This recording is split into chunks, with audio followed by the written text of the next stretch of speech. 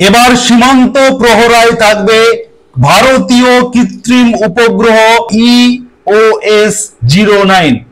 আজকের তারিখটা মনে রাখবেন, আজকের 18 তারিখ 18 মে ভোর 5:59 শ্রীহরিকোটা থেকে উৎক্ষেপণ করা হলো ভারতীয় নিজস্ব প্রযুক্তিতে তৈরি ইসরোর দ্বারা তৈরি কৃত্রিম উপগ্রহ EOS-09। কি এই EOS-09, কি কাজ, কিভাবে কাজ করবে, কিভাবে সীমান্ত নিরাপত্তা দেবে, এই সমস্ত বিষয়ে খুঁটিনাটি আপডেট দেব এই প্রতিবেদনের মাধ্যমে। আপনারা দেখছেন সুরজিৎ একাডেমি ইউটিউব চ্যানেল। আমি সুরজিৎ আপনাদের সঙ্গে রয়েছি আজকের ভারতীয় সীমান্ত প্রহরায় EOS-09 কিভাবে কাজ করছে, কিভাবে উৎক্ষেপণ করা হলো, কিভাবে কাজ করবে, কি তথ্য দেবে, তার সমস্ত খুঁটিনাটি আপডেট থাকবে এই প্রতিবেদনের মাধ্যমে। তবে মূল টপিকে যাওয়ার আগে আপনাদেরকে সেই উৎক্ষেপণের ভিডিওটি আপনাদেরকে দেখাবো, আপনারা দেখুন, এবং তারপরে এই কৃত্রিম উপগ্রহ কিভাবে কাজ করবে সেই সংক্রান্ত খুঁটিনাটি তথ্য আপনাদেরকে জানাবো। 10, 9, 8, 7, 6, 5, 4, 3, 2, 1, 0.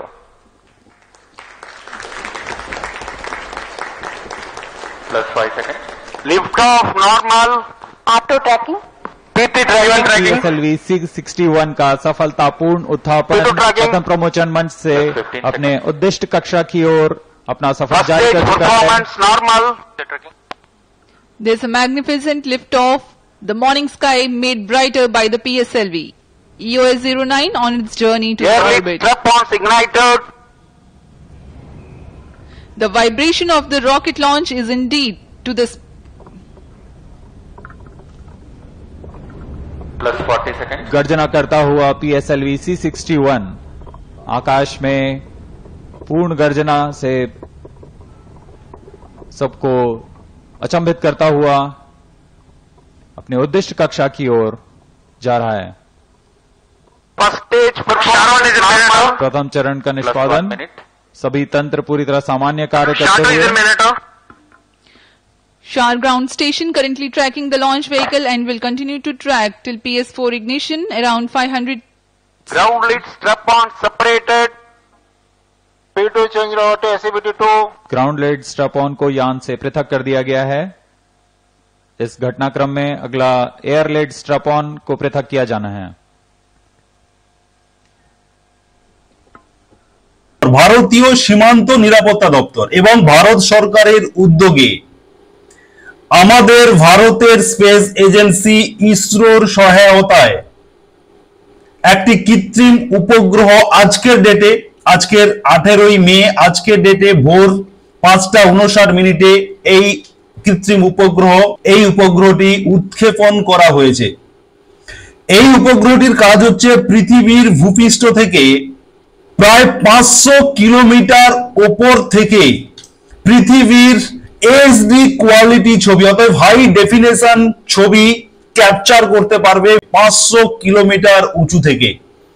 ঝড়, বৃষ্টি, কুয়াশা, অন্ধকার যাই থাকুক না কেন, clear HD image, photos capture করতে পারবে এই EOS-09। ভারতীয় সীমান্ত প্রতিরক্ষা দপ্তর তারা এই উদ্যোগ নিয়েছে যে আমাদের ভারতের চারপাশে যে শত্রু প্রতিবেশীগুলো রয়েছে, পাকিস্তান,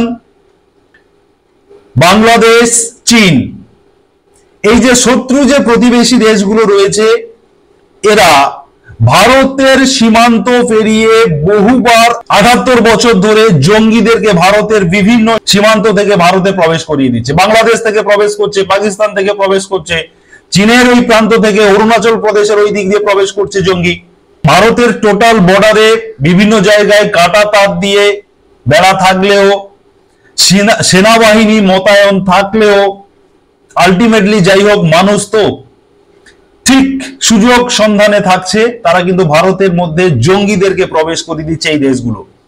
অতএব ভারতীয় সীমান্তকে নিশ্চিদ্র করতে, কোনোভাবেই যেন কোনো জঙ্গি প্রবেশ করতে না পারে, তার জন্য ভারত সরকারের উদ্যোগে, ভারতীয় সেনা বিভাগের উদ্যোগে, প্রতিরক্ষা দপ্তরের উদ্যোগে এবং ইসরোর সহায়তা একেবারে ভারতীয় প্রযুক্তিতে এই রিস্যাট 1V উৎক্ষেপণ করা হয়েছে আজকের 18 তারিখ ভোর 5:59 উৎক্ষেপণ করা হয়েছে।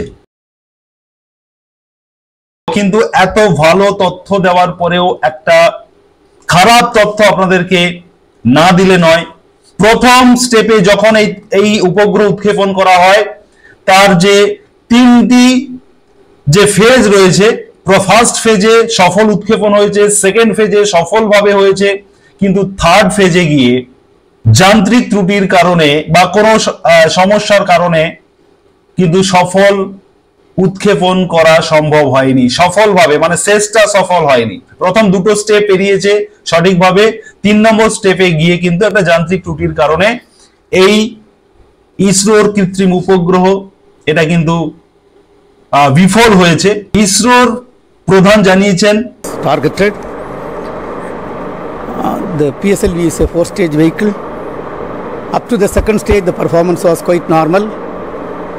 Third stage motor started perfectly, but during the functioning of the third stage, we are seeing a observation, and the mission could not be accomplished. After analysis, we shall come back. Thank you.